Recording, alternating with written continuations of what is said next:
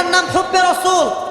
এই হুব্বে রাসূল যে রাখবে সে তার দাড়িকে কখনো ক্লিন শেভ করতে পারবে না। যুবক ভাইরা ঠিক কিনা বলো?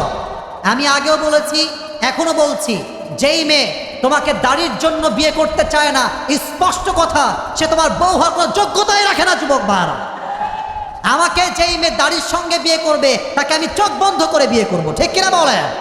অতএব বোঝা গেল নবীর ভালোবাসা আমাদের সবার হৃদয়ে রাখার দরকার আছে না নাই? এবার আসুন 6 নম্বরে আমরা যাই। যুবক ভাইরা, আমাদের যিনি প্রধানমন্ত্রী আগে ছিলেন তার নাম ছিল কি? নাম কর না কেন, নাম কি? শেখ হাসিনা। কনফার্ম জান্নাতে যিনি, তাকে বলেছি আমি। উনি দেখবেন যত ভুল করুক, ওর যত নেতা কর্মী আছে, অলওয়েজ এক কথা, আমাদের মা ভুল করতে পারেই না। কথা ঠিক আছে কিনা যুবক ভাইরা? বলো বলো বলো।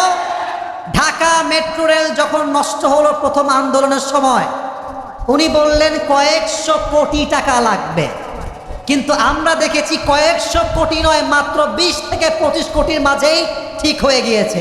আপনি জাস্ট এখন ভাবেন, ওই প্রথম থেকে নিয়ে আজ অব্দি 15 বছরে তার দেশের পুরো সম্পদ লুণ্ঠন করে খেয়েছে। যুবক ভাইরা, এবার আসুন আবু বকরের দেশ চালানো কেমন ছিল, তার মাঝে আল্লাহর ভয় কত বেশি ছিল। একবার আবু বকর রাদিয়াল্লাহু